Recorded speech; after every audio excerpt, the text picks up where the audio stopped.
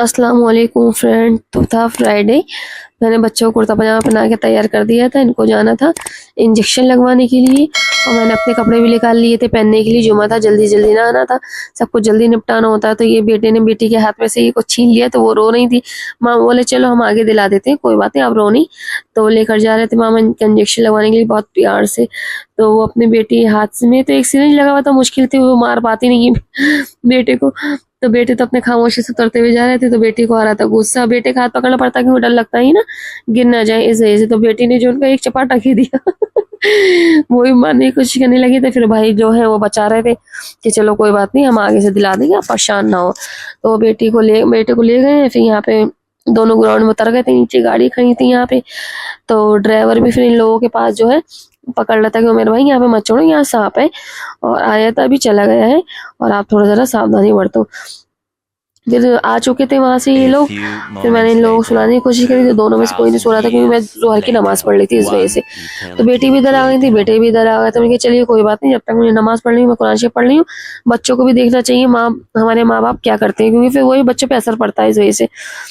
फिर असर का टाइम हो गया था, मैंने असर की नमाज पढ़ ली। फिर भाई बच्चों को घुमा फिरा रहा था। मैं थोड़ा सा बाहर दिखाती थी, मगरिब की नमाज पढ़कर उठी थी तो मैंने बाहर का दिखाती हूँ आपको। तो बस ये बाहर का नज़ारा था। अचानक से रात हो जाती है क्योंकि तो जल्दी दिन छुप जाता है वैसे। फिर इनके पापा चले गए थे तो ये बच्चों का अपने घूम फिर रहे थे, खूब खेल रहे थे, मस्ती भरा खूब दिन था इन लोगों का। लबूबू लेकर आई थी बेटी, तो मैं खिसियाने लगी, मैंने कहा लबूबू क्यों लेकर आए हो? भाई बोले मैंने बहुत मना करा पर ये मानी नहीं है। तो ये चलिए कोई बात नहीं, बेटा खेल रहा था अपने मोबाइल मतलब गाड़ी से। इनको गाड़ियों का, गनों का और मतलब सब चीज़ों का बहुत शौक है इनको। तो यहाँ दोनों लोग खेल रहे थे, भाई बहन बैठे थे अपने आराम से। तो ये लोग खेलने लगे, नेक्स्ट डे हो चुका था और बेटी सो रही थी मामा के पास, बेटा मोबाइल देख रहा था। मैं भी लेटी थी इन लोगों के पास क्योंकि आज इनके पापा के आने में देरी हो गई थी इस वजह से।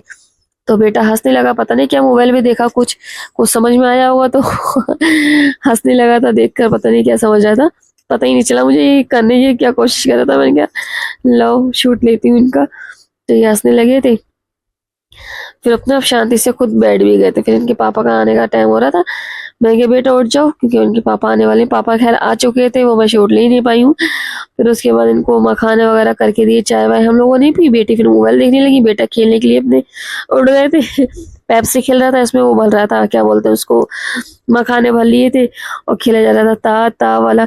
और मैं भी इन्हीं की जैसे थोड़ी बहुत एक्टिंग कर लेती हूँ क्योंकि बच्चों में बच्चा बनना पड़ता है और फिर बच्चों में टाइम स्पेंड भी करना ज़रूरी होता है क्योंकि फिर बच्चा उसी हिसाब से घुल मिलता है माँ बापों से।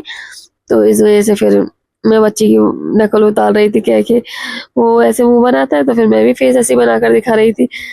तो मैंने क्या बाबू ऐसे करके दिखा तो मैंने ऐसे करा, ऐसे तो खुद भी करने लगा खुद भी करने लगी। तो हर चीज़ मतलब वो ना कॉपी करते हैं ये बहुत ज़्यादा, जो उनसे कोई ये कर दो बेटा, कान में बात सुना दो, ये वो सब। तो ये लोग ये करते रहते हैं, कान में बात सुनाने के लिए बोला तो फिर सुना ही नहीं इन्होंने। फिर मैं क्या बेटा बाय कर दो, चलो मैं भी अब नमाज पढ़ लेती हूँ, नमाज का टाइम निकला जा रहा था क्योंकि जल्दी दिन छुप जाता है इस वजह से।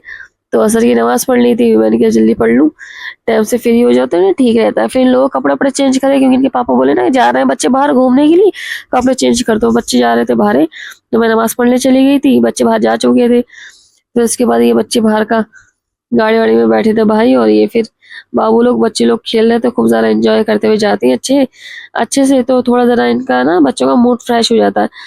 फिर मैंने नमाज पढ़ ली थी, मगरिब का टाइम हो गया था, नमाज पढ़ ली थी। फिर उसके बाद बच्चे आ गए थे और बच्चे आने के बाद फिर ये खेलने कूदने लगे, मैंने कुरान शरीफ वगैरह पढ़ लिया था।